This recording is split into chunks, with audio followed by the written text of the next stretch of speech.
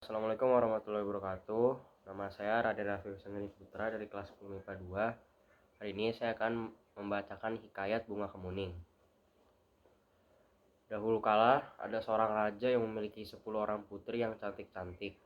Sang raja dikenal sebagai raja yang bijaksana, tetapi ia terlalu sibuk dengan kepemimpinannya. Karena itu ia tidak mampu untuk mendidik anak-anaknya. Sang raja sudah meninggal karena melahirkan anaknya yang bungsu, sehingga anak sang raja diasuh oleh inang pengasuh. Putri-putri raja menjadi manja dan nakal. Mereka hanya suka bermain di danau. Mereka tak mau belajar dan juga tak mau membantu ayah mereka. Pertengkaran sering terjadi di antara mereka.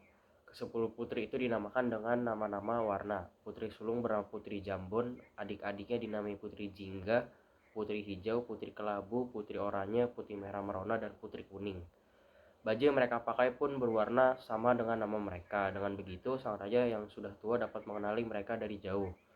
Meskipun kecantikan mereka hampir sama, si bungsu Putri Kuning sedikit berbeda. Tidak terlihat manja dan nakal, sebaiknya ia selalu dan tersenyum, ramah kepada siapapun. Ia lebih suka berpergian dengan inang asuhnya daripada dengan kakak-kakaknya. Pada suatu hari, raja hendak pergi jauh. Ia mengumpulkan semua putri-putrinya. Aku hendak pergi jauh dan lama. Oleh-oleh apakah yang kalian inginkan? Tanya raja. Aku ingin perhiasan yang mahal, kata Putri Jambon. Aku mau kain sutra yang berkilau-kilau, kata Putri Jingga. 9 anak raja meminta hadiah yang mahal-mahal pada ayahanda mereka. Lain halnya dengan Putri Kuning, ia berpikir sejenak memegang lengan ayahnya. Ayah, aku hanya ingin ayah kembali dengan selamat, kata kakak-kakaknya tak tahu dan mencemoohkannya. Anakku, sungguh baik perkataanmu. Tentu saja aku akan kembali dengan selamat dan akan kubawakan hadiah indah buatmu, kata sang raja. Tak lama kemudian raja pun pergi. Selama sang raja pergi, para putri semakin nakal dan malas. Mereka membentak inang pengasuh dan menyuruh pelayan agar menuruti mereka. Karena sibuk menuruti permintaan para putri yang rewel itu, pelayan tak sempat membersihkan taman istana. Putri Kuning sangat sedih melihatnya karena taman adalah tempat kesayangan ayahnya. Tanpa ragu, Putri Kuning mengambil sapu dan mulai membersihkan taman itu. Daun-daun kering dirontokkannya, rumput liar dicabutnya, dan dahan-dahan pohon yang dipangkasnya hingga rapi. Semula inang pengasuh mengalarangnya, namun Putri Kuning tetap bersikeras mengerjakannya. Kakak-kakak Putri Kuning yang melihat adiknya menyapu tertawa keras-keras. Lihat, tampaknya kita punya pelayan baru, kata seseorang di antaranya. Hai pelayan, masih ada yang kotor nih, ujar seorang yang lain sambil melemparkan sampah. Taman istana yang sudah rapi kembali acak-acakan. Putri Kuning diam saja dan menyapu sampah-sampah itu. Kejadian tersebut terjadi berulang-ulang sampai Putri Kuning kelelahan. Dalam hati, ia bisa merasakan penderitaan sang pelayan yang dipaksa mematuhi berbagai perintah kakaknya. Kalian ini sungguh keterlaluan, meski ayahnya tak membawa apa-apa untuk kalian, bisanya hanya mengganggu saja, kata Putri Kuning dengan marah.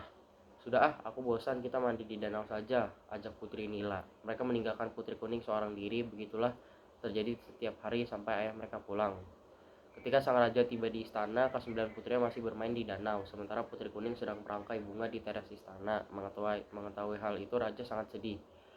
Anakku yang rajin dan baik budi, ayahmu tak mampu memberi apa-apa selain kalung batu hijau ini. Bukannya warna kuning kesayanganmu, kata sang raja. Raja memang sudah mencari kalung batu kuning di berbagai negara, namun benda itu tidak pernah ditemukannya. Sudahlah ayah, tak mengapa, batu hijau pun terlihat cantik. Lihat, serasi benar dengan bajuku yang berwarna kuning, kata Putri Kuning dengan lemah lembut. Yang penting ayah sudah kembali. Ayah kubuatkan teh hangat untuk ayah, ucapnya lagi. Ketika Putri Kuning sedang membuatkannya teh, kakak-kakaknya berdatangan. Mereka ribut mencari hadiah dan memakai kalung baru untuknya. Wahai adikku, bagus benar kalungmu, seharusnya kalung itu menjadi milikku karena aku adalah Putri Hijau, katanya dengan perasaan iri. Ayahku memberikannya padaku, bukan kepadamu, sahut Putri Kuning. Mendengarnya, Putri Hijau menjadi marah. Ia mencari saudara-saudaranya dan menghasut mereka. Kalung itu milikku, namun ia mengambilnya dari saku ayah. Kita harus mengajarinya berbuat baik, kata Putri Hijau. Mereka lalu sepakat untuk merampas kalung itu. Tak lama kemudian, Putri Kuning muncul. Kakak-kakaknya menangkap dan memukul kepalanya. Tak disangka pukulan tersebut menyebabkan Putri meninggal. Nah, itu saja yang dapat saya sampaikan. Assalamualaikum warahmatullahi wabarakatuh.